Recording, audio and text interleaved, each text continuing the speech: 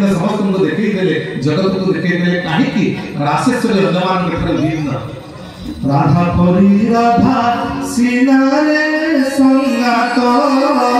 राधा परी राधा सिना सर्वे प्रजवासी होइले सिरे कांति सुना। सब प्रजवासी एवं द्वापर जुगरे महाप्रभु श्री कृष्ण सहित जो लीला करते से जो अष्टपाठ वंशी थे से साधारण हेले असाधारण होती राशेश्वरी से राशेश्वरी पाद दर्शन करने अर्थ जो नवधान भक्तिर कथा अच्छी आज सबरी प्रसंग में परवर्ती प्रवक्ता आपको कहे मो प्रसंग को जाऊना सबरी को नवधान भक्तिर कथा शुणाई भाग्यदा पुरुषोत्तम प्रभु श्री राम एवं नवधा भक्ति कौन कहे अर्चन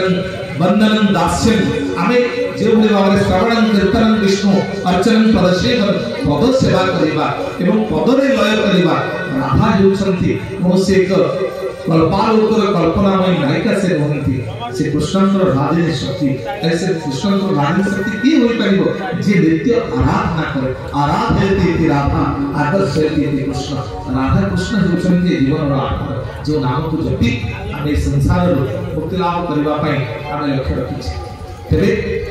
श्री कृष्णचंद्र कथा राशेश्वरी कथा कहला बेले आप माने अंतर पक्षे एई निष्कर्ष रे आप माने पहुंचबे एई उपसंहार रे पहुंचबे जीवन रे जे पर्यंत आमे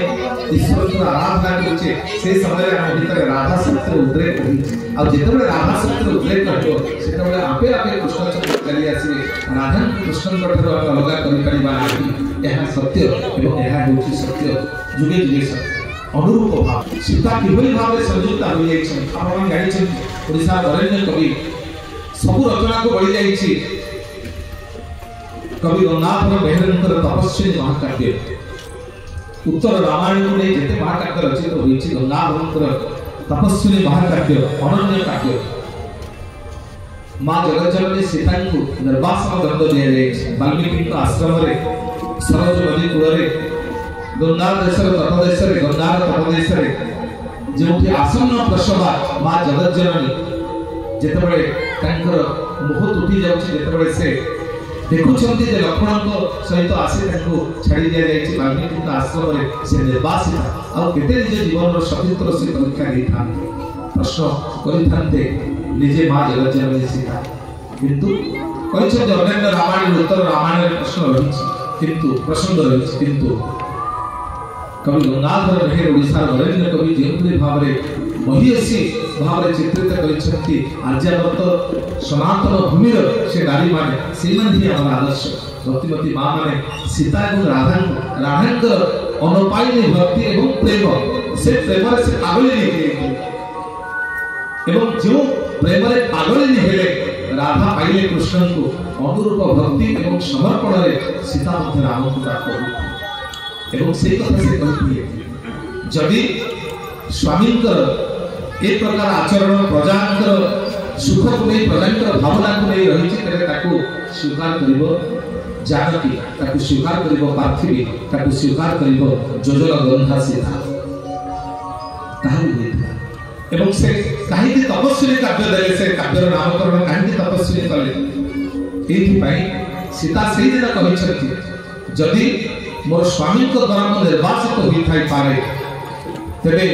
मु किंतु ए अरण्य वासरे वाल्मीकि आश्रम रे मोर स्वामी को हित साधन करिबा पाए एवं सूर्य वंशर अधीश्वर मानकर मोर पूर्वज मानकर कीर्ति एवं कृति को नहीं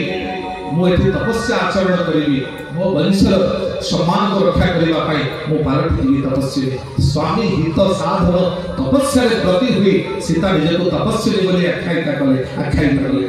एहा होची अनन्य काव्य से सीता के अन्य नाम तपस्वी बोली रखिले कवि गंगाधर देखन स्वामी को द्वारा परित्यक्ता होइतिबा नारी आसन्न प्रसवा नारी उपेक्षिता हुई सतीत्व बारंबार परीक्षा दे अपमानिता हुई भ्रूणिता हुई एवं अवांछित जीवन यापन करने को जे आपणे जे से जीवन को किंतु निजर आचरण रे स्वामित्व हित साधन करबा पय अरण्य वास को तपस्या रे रूपांतरित कर दे पाइले से तपस्या एवं निजे उदात कंठरे कोन कहिए ए कथा विश्व साहित्य रे सबुठ विरल कथा सबुठ विस्मय कथा जीवने न पारिले मते मरणे सेविका करी देव प्रभु चरणे मां जगज्जननी सीता कहउछन काहे कि से माने महिषी काहे कि माने मर्यादा पुरुषोत्तम काहे कि भगवान कृष्ण भगवान श्री राम बोली हम कहउछे ए कथा जीवने न पारिले मते मरणे जनक नंदिनी सीता कहउछन स्वामी को प्रति केते अनुरक्त थिले स्वामी को प्रति केते समर्पित थिले जीवने न पारिले मते मरणे ए जीव दशा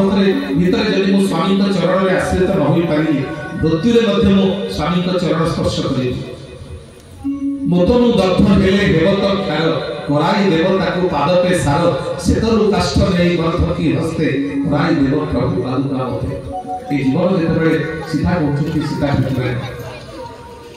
ए शरीर जेतबे अवश्य होई जीव मृत्यु को स्पर्श करिवो मृत्युर शीघ्र स्पर्श रे जीवन